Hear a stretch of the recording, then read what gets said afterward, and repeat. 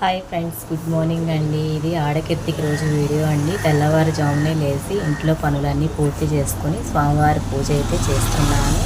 అలాగే పిల్లలకి ఓవాకి వంట కూడా చేసి పెట్టేసి స్వామి దర్శనం కోసం అయితే వెళ్ళానండి. స్వామివారి ఊరేగింపు మహోత్సవంలో పాల్గొనే అదృష్టం నాకు కూడా వచ్చింది. పోయిన సంవత్సరం అంతకుముందు సారి కూడా స్వామి కలశ ఊరేగింపులో అయితే పాల్గొన్నాను.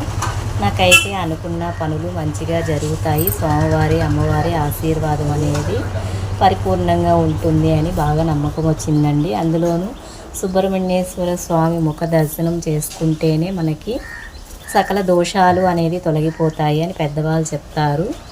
అలాగే నాగదోషాలు, సర్పదోషాలు, రాహుకేతు దోషాలు, మనకి ఈ వివాహ సమస్యలున్న ఉద్యోగాలకైనా సరే, స్వామివారి ఆరోగ్యమైనా సరే స్వామివారు ఇస్తారు అనేసి చాలా నమ్మకం అండి. షణ్ముఖ సుబ్రహ్మణ్యేశ్వర స్వామి ముఖ దర్శనంతోనే సకల దోషాలు అనేది తొలగిపోతాయి అనేసి మన అందరికీ కూడా మంచిగా స్వామివారి మీద భక్తి శ్రద్ధలతో స్వామివారి పూజలు అయితే పాల్గొన్నాము. పోయినసారి అయితే కలర్ శారీ వేసుకెళ్ళాను. పూజారి గారు అయితే చెప్పారు, ఇలా కలశ ఊరేగింపులో పాల్గొనేటప్పుడు పచ్చ అనేది, ఆరెంజ్, పసుపు, ఈ కలర్స్ అనేది చాలా మంచిది అనేసి, అందుకని ఈసారి అయితే మా ఫ్రెండ్స్ మేము అందరము పచ్చ శారీస్ అనేది వేసుకొని వెళ్ళాము.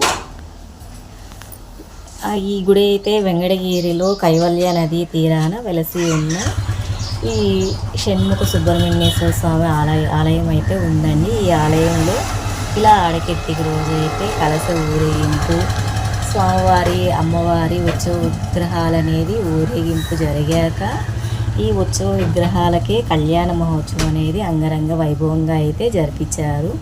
తదుపరి అయితే వసంతోత్సవం జరిగింది. వసంతోత్సవంలో భక్తులందరూ కూడా ఈ వసంతోత్సవం నీళ్ళు అనేది మన పైన పడడం వల్ల అనారోగ్య సమస్యలు తొలగిపోతాయి, ఆరోగ్యాలు అనేది ప్రాప్తిస్తారు స్వామివారు అనేసి చాలా నమ్మకంతో భక్తులందరూ ఎంతో ఆనందంగా అయితే ఈ మహోత్సవంలో పాల్గొన్నాము.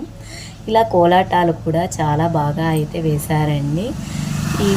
ఈ కోలాట ప్రదర్శన చేసే వాళ్ళందరూ వేరే ఊరి నుంచి వచ్చి స్వామివారి మహోత్సవంలో అయితే పాల్గొన్నారు.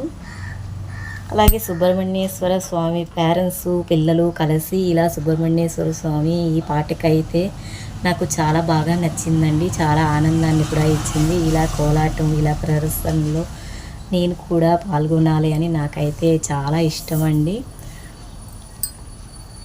చాలా బాగా అయితే ప్రదర్శించారు. అలాగే వేషధారణలు కూడా వేసుకొని కాళికామాత, పరమేశ్వరుడు, సుబ్రహ్మణ్య